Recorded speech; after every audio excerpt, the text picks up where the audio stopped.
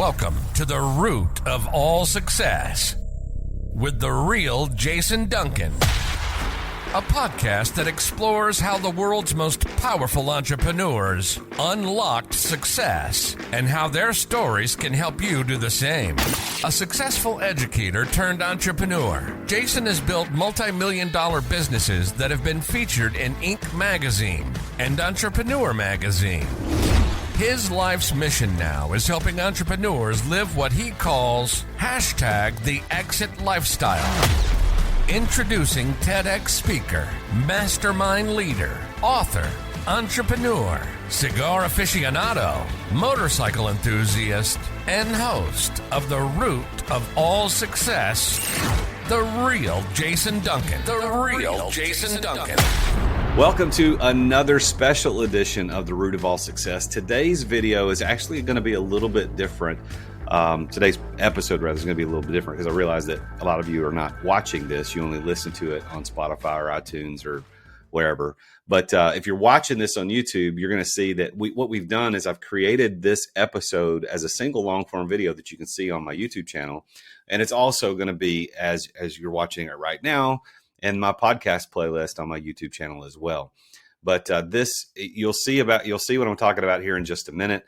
I'll give you more information as I get started with the show. But I wanted to let you know this is a special episode, solo episode of The Root of All Success, and I'm going to be talking about something that just happened to me over this past weekend. Well, actually, when this comes out, it'll be the day before my anniversary, and I'll refer to that in a minute. But it happened to me the last weekend of April in 2023. So I hope you enjoy this special episode of The Root of All Success. Marriage is hard, but divorce, even harder. At least that's what I hear.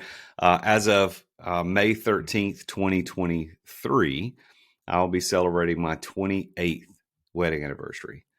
And I'm excited to say that my wife, Christy, is my best friend. And I can't imagine living life without her. But nevertheless, marriage is hard. And the reason I wanted to do this video is I had an experience. Something happened to me about a year ago from recording this. It was in May of 2022. And I want to share that experience with you and show you what happened as a result of that experience and give you some background information. Now, I actually gave this talk that I'm doing today on this in this video at TEDx Wilmington in April of 2023, just 2 weeks prior to my 28th wedding anniversary. We're also recording a special version of this particular video to release as an episode of my podcast, which is The Root of All Success. If you haven't listened to me on that podcast, I would encourage you to go check that out at The Root of All Success. And we're doing a different version of this video for the podcast as well. But we're releasing the podcast episode the day before my 28th wedding anniversary on May, which is May the 13th. But marriage is hard. So divorce is harder. And my encouragement and the goal for me shooting this video today is to get you to join me in 3 simple words. Don't say divorce. Don't say divorce. Now, as I said, I gave this as a TEDx talk, and it will be on TED's website, and you'll be able to find it there. I want you to go watch that as well. You'll get to see me do this talk live and in person at TEDx Wilmington and Theater Inn in downtown Wilmington, Delaware, which is a beautiful city, by the way. I've only been to Wilmington a couple of times. That's a beautiful city. But here's what happened to me in May of 2022. So I was invited to be on a podcast with Brad Lee on Dropping Bombs, which is one of the #1 business and entrepreneurship podcasts on the planet. And which makes sense because I'm a business coach. I'm an entrepreneur. I own 7 companies. I've been in Inc. magazine, Entrepreneur magazine. I mean, business is my life. That's what I do. And as a coach, I work with entrepreneurs to show them how to get success and balance in their lives rather than working 50, 60, 80 hours a week and hoping one day somebody will write them a big check for their business. So I'm kind of the guy that teaches success and balance through something called Exit Without Exiting. And that's what Brad and I talked about for most of the hour-long podcast on Dropping Bombs. But in the middle of that podcast, Brad knew that, of course, that I had just celebrated my 27th anniversary. So in the middle of that podcast, he asked me the secret to being married for so long. That clip went viral. Just like most podcasters, just like I, as a podcaster, my editors take clips from the podcast and we release it as short form video on TikTok, YouTube, Facebook, etc., Instagram. And what happened is Brad's team took 5 or 6 clips from the show and put them out there. But the one clip that I'm about to show you now, that one clip where I gave my advice about marriage, was seen by over 30 million people. Millions of comments and saves and reposts and shares. I mean, I'd run up to strangers in the street and they would come up to me and say, "Hey, I saw you. You're that divorce guy. The guy, I'm not the divorced guy, but you guy that talked about divorce on that podcast." I said, "Yeah, that was me." So I want to share that clip with you now, and then I want to talk about the backstory and give you really all of the information around it. And then what I'm going to do in this video is go through the rest of what was my TED Talk and give you some extra insight, because my TED Talk was only 18 minutes. But in this video, I want to give even more context to what happened as a result of that video. My wife and I made a decision when we got married 27 years ago that we would never mention divorce, use the word divorce, joke about it. It's not an option for us.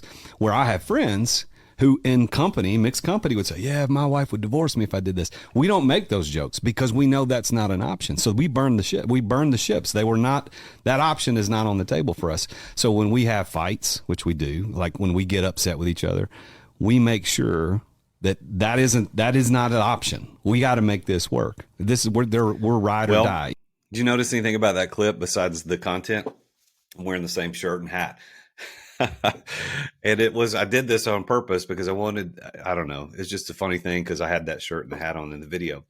But if you look at that clip, my whole point was don't say divorce. Like my wife, Christy, and I decided a long time ago not to say divorce. And I'm going to tell you the story behind that in just a few minutes. But in the United States, the divorce rate, we've all been told, is 50%. We've been told that 50% of all marriages end in divorce, but that's actually not true. According to American Psychological Associations and psychologists Joan Kelly and Robert Levinson, it's 41% divorce rate in first marriages. Now, that's still not good, but it's better than it used to be. The divorce rate's actually going down over time. A lot of reasons for that. One of them is that people aren't getting married. They're cohabitating or living together, which in my opinion is preparation for divorce, because there's not really any commitment. You're just living together. If you don't like it, you stop living together and you don't have to say, "Well, I got divorced." But in second marriages, it's 60%. And in third marriages, it's 73%. So that tells us that you keep trying and it's just not getting any better. Now, in that video clip that went viral with over 30 million views, people tell you don't go read the comments. You should never go read the comments. But I did. I went and read the comments, and there were hundreds of thousands of comments. Now, on one side, there's the comments that were supporting my comments and my perspective. And then, as you might imagine, there were people that did not appreciate my perspective and disagreed vehemently. So rather than going through and spending an hour just combing through the comments and showing what they said, what I've done for today's video is I've pulled out 3 comments that are pro don't say divorce, and 3 that are anti don't say divorce. And they're very representative of the hundreds of thousands of comments that were made on this video. So the first one I'm going to talk about is Melissa Lovern. Melissa Lovern says, "That's exactly how it's supposed to be."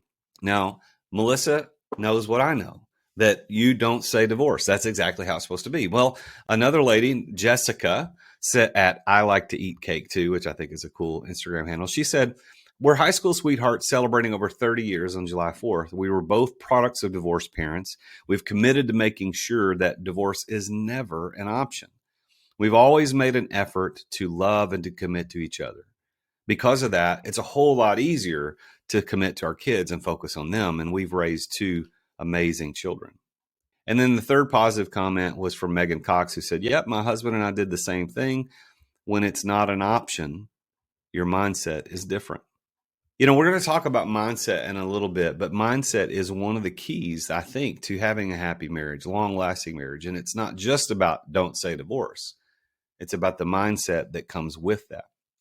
But before we get into the mindset conversation, let's turn the dial back to the other side and go to the anti don't say divorce comments. All right. So what I did, by the way, too, is I showed the Instagram handles of the pro comments so that you can go and follow those folks because they're cool people, right? But the negative comments, I took the Instagram handles off on purpose because I don't want you to go blow these people up, and I'm not trying to call them out because I obviously disagree with them. They disagree with me. I'm not trying to call them out, but this, in fact, is what they said. So Carol Rodriguez says, "Great way to tell people it's better to stay unhappy in a marriage than happily divorced."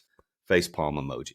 Ronald Dio takes it a little darker when he says, they can make that decision about divorce at the beginning of the marriage, but some people do change over time.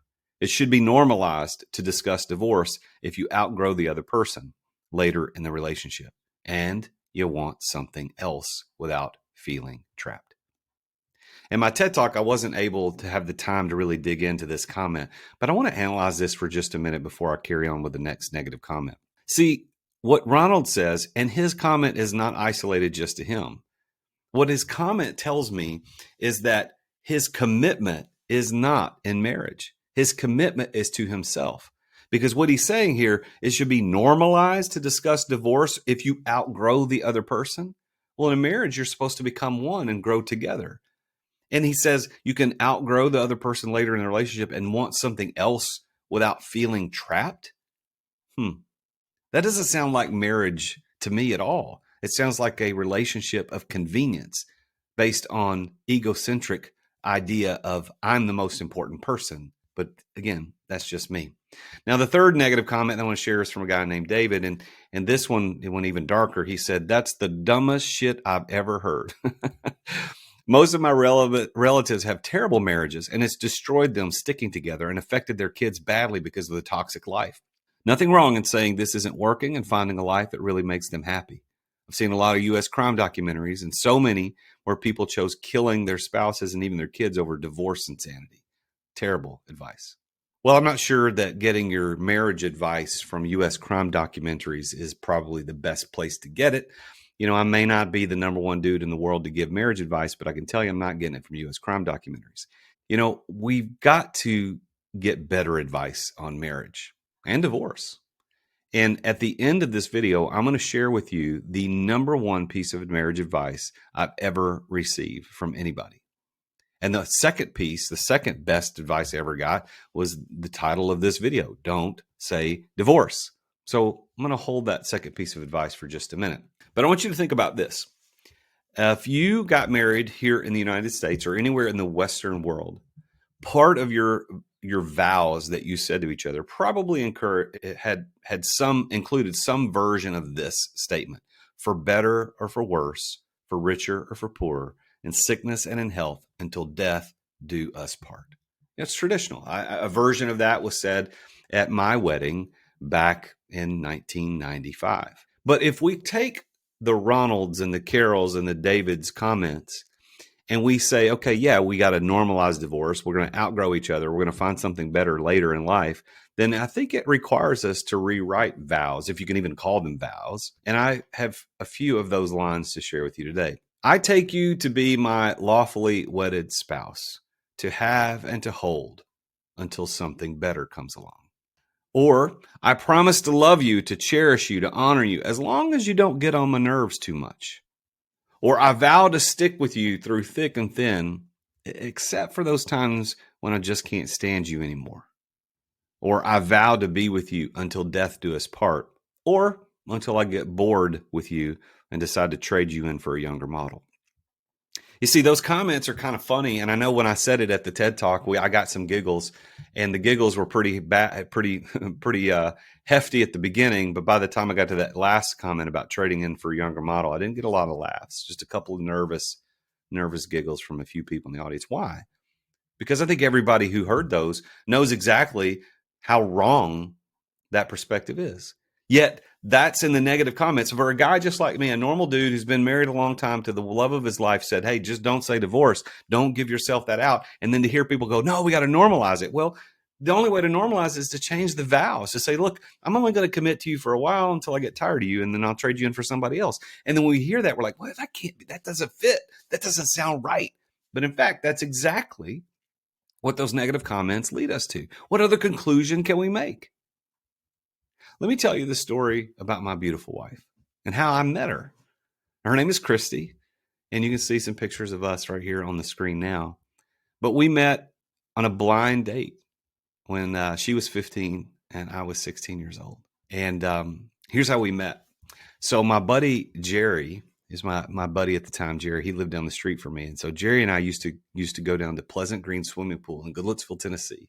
So for those of you in the Nashville area, you know where that is. And we'd go down to Pleasant Green and we'd swim and we'd try to flirt with the girls. And there would be always be this line of girls sitting along the edge of the deep end of the swimming pool. And we would jump off the diving boards and try to splash them, even though the girls were saying, don't splash us, right? But that was the whole game. You splash them. They say they don't want to be splashed. You get an eye from one of them. You go talk to them. You start flirting. Maybe you end up dating. And that's exactly what happened that day with Jerry. Not me, but with Jerry. Jerry ends up meeting a girl named Trisha. So Jerry and Trisha end up going out on a couple of dates. You know, we're teenagers. We're 15, 16 years old. We're not that old. So they just go out on a few dates. And so Trisha has her best friend of her own named Christy. Let's take a quick break to thank our amazing sponsors for making this podcast possible. 40 years ago, you weren't in business unless you had your business in the Yellow Pages. You remember those things? And 30 years ago, you weren't in business unless you had a door-to-door salesman. 20 years ago, you weren't in business unless you had a website. And today, you're not in business unless you're doing social media content. Am I right? Social media content. Social media content in the form of like micro content, which is 30 to 60 second spots on Instagram Reels or TikTok or YouTube Shorts. That's the way business is done. As a matter of fact, that may be how you found out about this podcast or me as a business coach. This medium that we're using today to communicate what we do is vitally important. And just recording yourself isn't enough. You've got to do it right. And my friends over at Story do it right. And one of the problems with doing it wrong is that you sit around thinking, well, what the heck am I going to record? What am I going to say? How am I going to say it? Like, I don't know what to talk about. Well, Story takes all of that away from you. Stop wasting time trying to come up with content because Story will send you a video prompt on what to record. You can pick the categories you want to record in, whether it's real estate, entrepreneurship, finance, relationship, leadership, life insurance. It could be anything. Don't waste time on that. And by the way, if you're not confident in talking on video, or if the video editing portion takes up way too much of your time, Story will edit the videos to perform well on social media. They add the subtitles, the pop-ups, the zoom cuts. They remove all the filler words like and and They remove the awkward pauses. And then they take that video and post it for you. They write the captions, they add the relevant hashtags, and they post it on the platforms that you care about the most. It's exactly what you need to be in business today and to be successful at it. So if you want to learn how to do social media the way the influencers do, you need to go to therealjasonduncan.com/story. And that's story with 2 Y's. Why? Because they're awesome. Go to therealjasonduncan.com/story. That's STORYY for 10% off your first 3 months to try Story out. You're going to thank me later. Thanks for listening to our sponsors. Now, back to the show. Spoiler alert, that's my future wife that we're talking about. So Christy and Trisha are best friends. Jerry and I are best friends. And so Jerry and Trisha are dating, and they decide, hey, let's get Jason and Christy together. Now, I will forever be grateful to both Jerry and Trisha for that because I met the love of my life, my partner for a lifetime, the mother of my children, and I'm very grateful for that. But that first date, let me tell you about that. So reluctantly, on July 3rd, 1991, I hop in the car. Jerry's sitting in the shotgun seat beside me. We hop in. It was a 1983 Chevy Celebrity. It was burgundy. I thought I was badass, but it wasn't the coolest car on the road at the time. I wasn't the most popular kid in high school, and I'm thinking, man, I'm about to go on a date with somebody I've never seen before. This is crazy. So Jerry and I drive down 65 South from White House, Tennessee, where I lived, to Madison, Tennessee, just north of Nashville, and we pull into the parking lot of HG Hills, which was on the corner of Gallatin Road and Old Hickory Boulevard. Again, for you Nashville natives, you know exactly what I'm talking about. There's a Walmart there now. H.G. Hills is not there anymore. But we pulled in the parking lot that evening. And as I pull my celebrity across the parking lot, Trisha's driving her old Toyota Celica, I think it was, across the parking lot. And we park nose to nose. And I look out across the steering wheel, through the windshield, into the passenger seat of Trisha's car to figure out who is this person I'm about to go on a date with. And all I could see was a white headband and big glasses. And I thought, what have I gotten myself into? Now, of course, that style, you get away with that in the early 90s. But so Jerry and Christy swap places. So Jerry gets out of my car. He walks around and gets in the car with Trisha in her passenger seat. Christy gets out of Trisha's car, walks around and gets in my passenger seat. And I look at her when she sits down in the car. Of course, I've never seen her before. And I think, holy crap, this girl is hot. How is this happening? How am I, this awkward 16-year-old kid from White House, Tennessee, how am I going on a date with somebody this good looking? And then it hits me, oh, this is a blind date. That's why. Otherwise, she probably never would have given me the time of day. So we take off and we're driving down to Grand Old Golf to play putt-putt out by Opryland. And I am so enamored with how pretty she is. I'm looking at her out of the corner of my eye. Now, let me kind of put this in perspective too. She went to a pretty large high school in Nashville, in Maplewood, for those of you that know where that is. And she was voted, senior superlatives, the best looking. So I'm not telling you my wife was good looking because everybody thinks her wife's good looking. Everybody at that high school thought she was good looking. She was indeed hot and still is to this day. I love you, baby. So anyway, I'm looking at her out of the corner of my eye, trying to drive to the putt-putt course. And I'm so involved in trying to stare at her, just out of nervousness, I missed the exit. And once I missed the exit, I hit the steering wheel in disgust and just made a noise like that. Because, I'm just frustrated with myself that I missed the exit. Scared her to death. Ended up having to drive much further past the exit, turn around and come back. But even with that rocky start, we had a fantastic first date. We played putt-putt. We did all the things that teenagers would do, got popcorn and Cokes or whatever, and had a great time.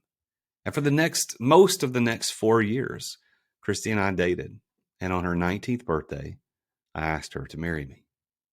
And nobody knew. I think I'd told a couple of friends. I certainly hadn't told my parents. And I was so young and dumb, I didn't even go ask her parents, one of the regrets that I have. I really wished I'd have asked her dad for sure. But nevertheless, you can't go back. But on her 19th birthday, I asked her to marry me. And the following May 13th, 1995, we were married. And we've been married ever since. After we got married, we were, I was in ministry the first decade or so of our marriage. And we were working at a church in Atlanta that first summer we got married. And I remember we were hanging out with some other couples from church we were pretty young. We were 19 and 20 years old. So all the couples were a little older than us. And there was one that was probably in their late 20s, early 30s hanging out with us. And I remember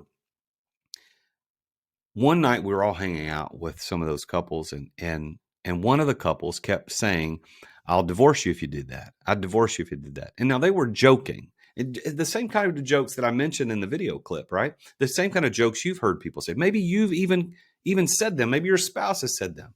Don't do that or I'll divorce you. And that kept happening enough to make me feel uncomfortable. And when we got back to our crappy little apartment that night in Riverdale, Georgia, Christy and I talked about it. And we said, I didn't like the way so-and-so and so-and-so were talking about divorce. And she goes, yeah, I don't like it either. And by the way, side note, those two people are divorced to this day. But we didn't like it.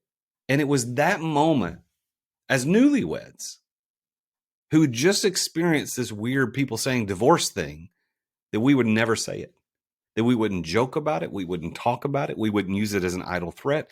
It was not an option. We were, as I said in the video, ride or die. We were burning the ships because we had just committed a couple of months ago, not even a month, not even 2 months ago, to be with one another for richer, for poor, for better, for worse, for sickness and health until death do us part.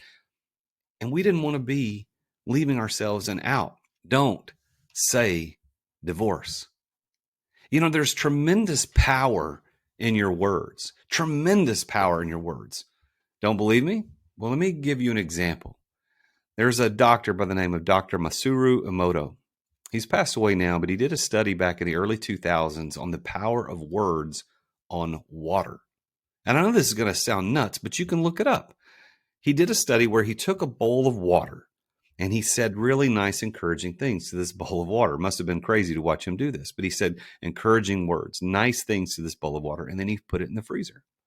He did another bowl of water, but this bowl of water, he spoke negative things, terrible things, played bad music, it was aggressively negative. Everything he did to that bowl of water was negative, and he put it in the freezer. And he wanted to see if there would be any effect, because he had a supposition, a theory that negative and positive things were vibrating, and it would affect everything around it, by either whether positive or negative.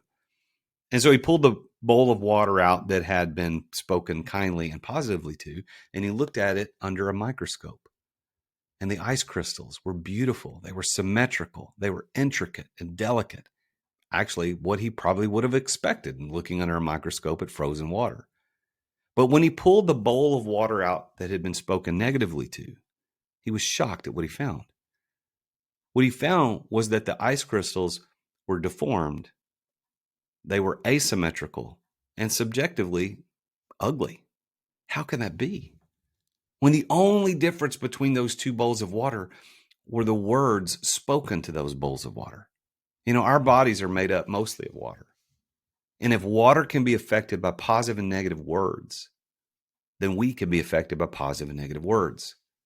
One of my favorite authors of all time is Napoleon Hill. He wrote the great book, Think and Grow Rich, which you should definitely go buy and read today. It is a book you should study for the rest of your life. It is one of those kinds of books. But in that book, Think and Grow Rich, he talks about the ability that we have to shape our future with our words and how we think. Another guy, a huge fan of, his name is Bob Proctor, and he passed away a couple of years ago, and he's a speaker, an author, and a coach, and he writes a lot about the law of vibration and how everything is vibrating. And if you're vibrating on a positive frequency, you attract positive things because it wants to resonate. If you vibrate on a negative frequency, it attracts negative things because it wants to resonate. The Journal of Marriage and Family in 2013 said this after a study of couples. It said couples who have negative communication patterns such as criticism, contempt, defensiveness, and stonewalling were more likely to get divorced. Now, can I find a study that says if you joke with your spouse about getting divorced, that you will get divorced? No, I can't find one of those. But I can find this that I just read to you. That if we use negative words to one another, we are more likely to get divorced. There was a study written by Merton in 1948 that said this: the concept of self-fulfilling prophecy suggests that when we hold a belief or expectation about something, our thoughts and actions can actually influence the outcome. So if you have a thought, a belief, or an expectation that I will outgrow you, I want to normalize divorce when I find somebody better than you, if I don't want to feel trapped, and that word trapped that Ronald used in his comment was not just Ronald, but lots of comments. If I feel trapped, then if those are the things I think about and I feel and I verbalize, then it is much more likely that you are going to get divorced. It'll be a self-fulfilling prophecy, just like that couple that caused us to never say divorce. Don't say divorce. There's power in your words. Don't say it. Eradicate it from your vocabulary. I started the webpage don'tsaydivorce.com to help people just like you and me to get resources to know we shouldn't say divorce. Build a marriage based on the power of positive words. There's a guy by the name of Themistocles. You may have never heard of him before, but I know that you've heard his story. I referenced his story in that video clip that went viral that I showed to you just earlier in this video. But Themistocles was a Greek general in 480 BC at the Battle of Salamis against the Persians. And when he arrived at the battlefield on his ship and all his soldiers unloaded, he realized that he was outnumbered. And he needed, as a general, to do something to motivate his men to fight victoriously and valiantly so that they would indeed claim victory. So the only way he knew to do it was to eradicate any possibility of escape, no way of retreat. And so he burned the ships. That's where we get that phrase, burn the ships. He literally lit them on fire, and as they sank in the bay behind him, he spoke to his men to get them ready for battle. And he said, men, if we are ever going to get home, we must build new ships in this land. And if we're ever going to build ships in this land, we must be victorious in this battle. And because he, as a good general, cut off all methods of escape, they fought with that level of commitment that that was the only way they were going to survive. And in fact, they won. You must burn the ships. You see, Don't Say Divorce is about the power of words, but it's also about the power of commitment. The power of commitment. The Journal of Marriage and Family in 2009 reported that commitment is a key factor in predicting relationship satisfaction and stability. And couples who reported higher levels of commitment were more likely to stay together and report higher levels of satisfaction in their relationships. There's power, not only in your words, but there's power in commitment. And in those negative comments, we got people like David and Carol and Ronald are saying, no, normalize divorce. Get happy at whatever expense. No, I think you should stay committed to what you committed to. The Journal of Marriage and Family in 2016 reported that couples who reported higher levels of commitment in their relationships were less likely to experience infidelity. And boy, there are dozens, hundreds, possibly tens of thousands, maybe, of comments in the comment section on that viral clip that said things like, well, if she slept with the UPS driver, you might feel differently. Well, maybe I would. But here's what I know. Christy and I are committed to one another. And that level of commitment really prohibits any wandering eye to go out and look for opportunities like that. And let's be real here. For the last 28 years that we've been together, there have been times when there were women who were interested in me, and certainly a lot more men interested in my wife than women interested in me. She's better looking than I am. But neither of us took those opportunities. Why? Because of our commitment to one another. It's not just about 3 words, don't say divorce. It's about the power of the commitment that we have to one another. You know, I told you at the beginning of this, I was going to give you the number one piece of marriage advice that I ever received. And I want to give that to you now. And it's this. Marriage isn't 50-50. It's 100-100. And what does that mean? Well, if you go into a relationship with a 50-50 attitude, if you and your wife, you and your husband, you look at each other and say, listen, everything here is 50-50. Here's what that's going to look like in real life.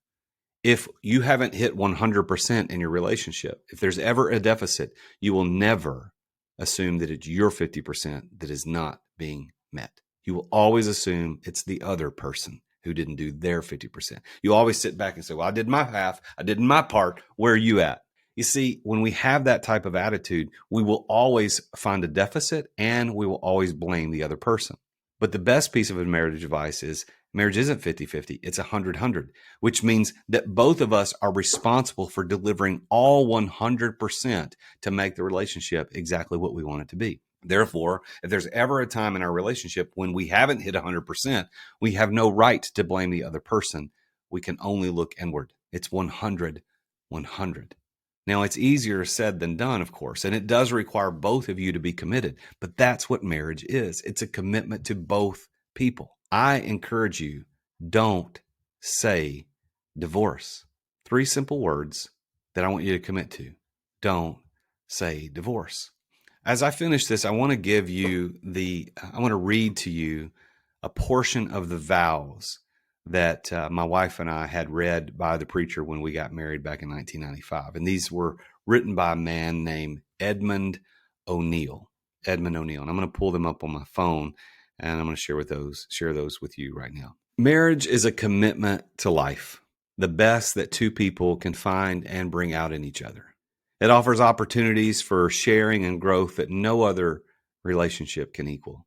A physical and emotional joining that's promised for a lifetime.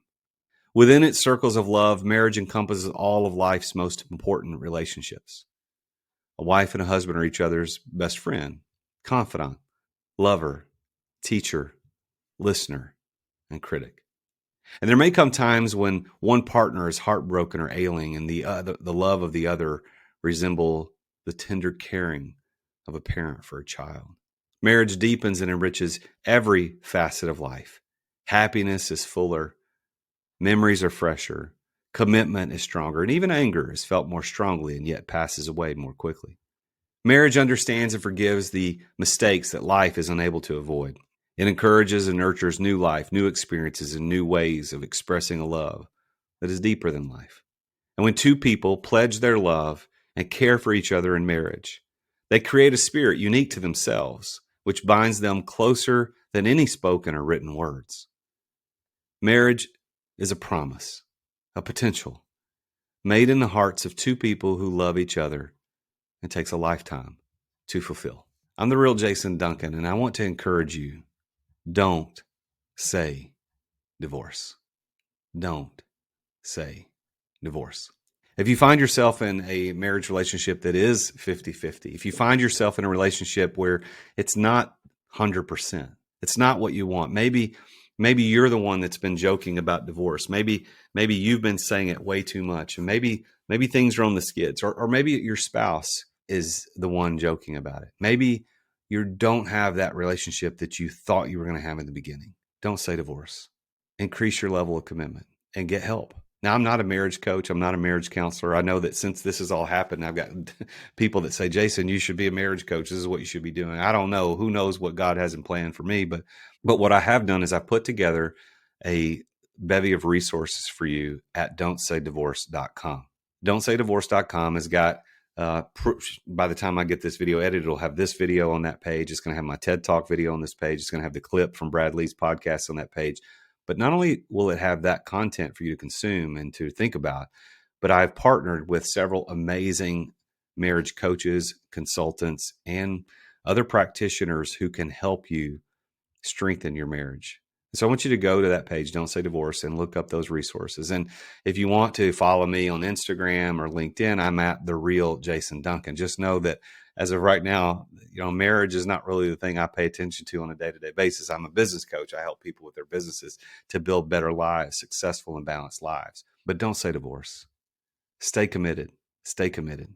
Now, there is a second part to this whole thing that one day I will release a video on this, and that is about the most important decision you'll ever make in your life, and that is the person you choose to be your spouse. Because let's face it, if you choose wrong, saying divorce, whether you say it or not, is going to be very difficult to have a relationship with someone that you've chosen incorrectly. And so I believe that all the divorces that happen, I don't know what percent, but out of the 41% of marriages that do fail in divorce, a significant portion of those are only due to the fact that someone chose incorrectly. So be following me here on YouTube, follow me on Instagram, follow me on LinkedIn, and look out for that next video when I talk about the most important decision you'll ever make in your life. But in the meantime, thank you for watching this video, and don't say divorce. So I hope you enjoyed this version of the podcast. It's a little different than I normally do, and my editors and I are working on making this not only a long form video that you've just that I could put out on my YouTube channel about this content about marriage being hard and don't say divorce, but also as a single special episode of the podcast. So thank you for listening to the podcast. I hope that you tune in again next week when I talk with another very successful entrepreneur, because that's what I normally do, about his or her journey to success and how you can do the same thing and unlock success on your journey. And then there may be a time soon I'll be doing another solo episode. I've actually got one I want to talk about in the near future on the law of adaptation. And you know what? As I'm thinking about this out loud and talking about it, I think that'll probably be my next episode. So thank you for tuning in to The Root of All Success. As always, I am the Real Jason Duncan, and Jesus is King. Attention business owners. Attention business owners. Feeling burnout from running your business? Uncertain if you're nearing burnout? Take our free 10-question business burnout test at businessburnouttest.com to discover where you stand. With just 10 quick questions, you'll learn how to immediately begin making changes to regain freedom and success. Cut your daily operations time in half. Improve your quality of life and prepare your business for your future exit without losing revenue or profit. Visit businessburnouttest.com now and take the test.